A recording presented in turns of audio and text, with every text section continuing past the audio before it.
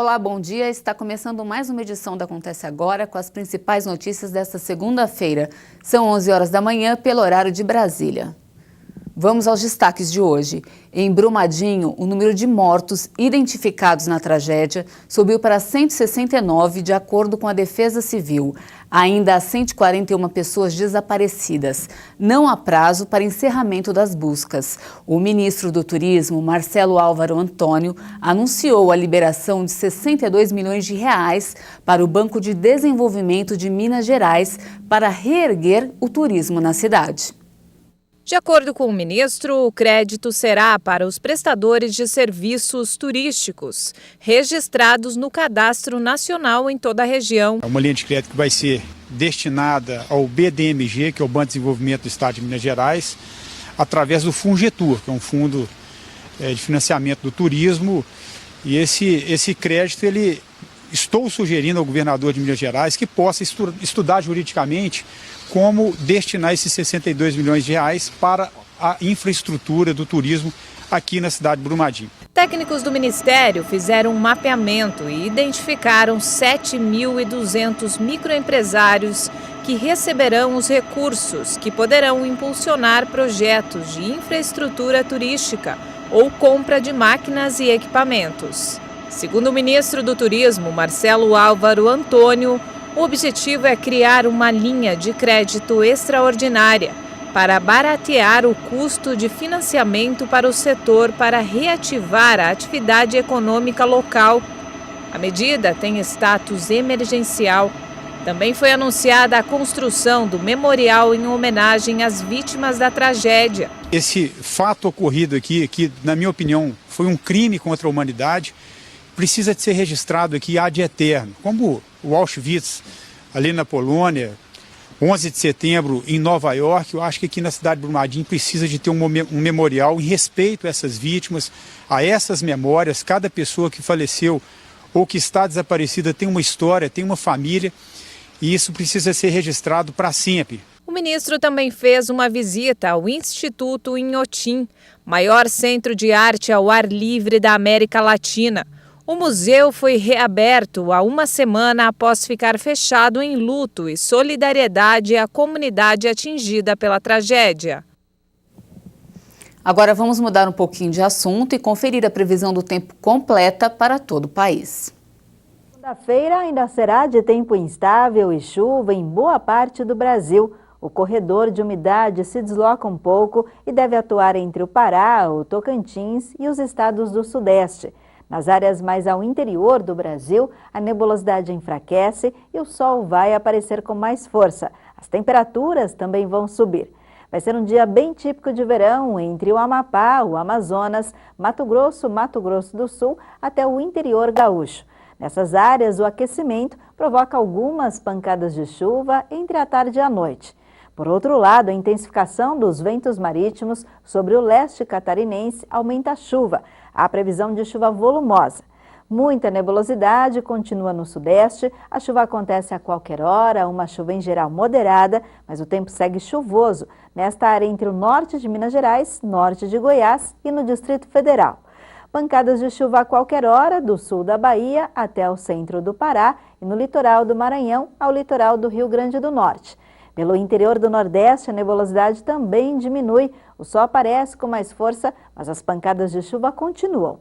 A mínima prevista é de 24 graus em Natal, 19 graus em Brasília. No Rio de Janeiro, máxima de 31 graus, 25 em São Paulo, 29 graus em Porto Alegre. No destaque internacional, o líder opositor venezuelano Juan Guaidó, reconhecido como presidente interino por 50 países, convocou mobilizações em todo o país no próximo dia 23. O objetivo é acompanhar caravanas humanitárias enviadas pelos Estados Unidos.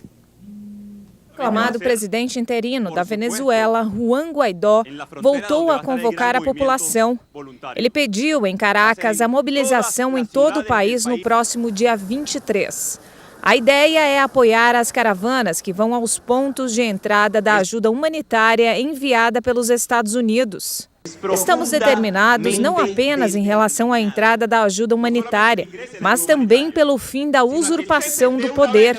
Com o fim da usurpação, a liberdade vai retornar e abrir espaço para o fim da pobreza. Vai ser o fim da emergência humanitária.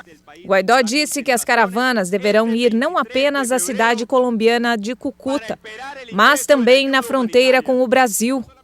O presidente Nicolás Maduro, que vê na ajuda humanitária uma brecha para a intervenção internacional no país, pediu na sexta-feira que os militares se preparassem para o que chamou de plano de guerra dos governos americano e colombiano. A contratação de pessoas com deficiência bateu recorde no ano passado. Foi na contramão do mercado. A lei de cotas está ajudando muito a inserir pessoas super talentosas em várias empresas. Vamos conferir. Keliane nasceu com uma formação nos membros inferiores. Para se locomover, o jeito é usar a cadeira de rodas. Mas a deficiência não atrapalha a rotina da analista de seleção. Tudo igual, eu tenho as mesmas metas que os meus colegas, a mesma cobrança, então de fato eu me sinto que eu tenho uma função igual aos outros. O banco onde Keliane trabalha tem cerca de 13 mil funcionários.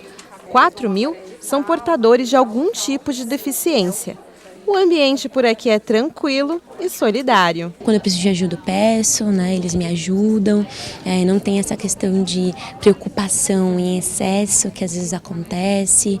Então, ficar todo o tempo perguntando, você precisa de ajuda, não precisa. Então, o nosso relacionamento é muito de igual para igual.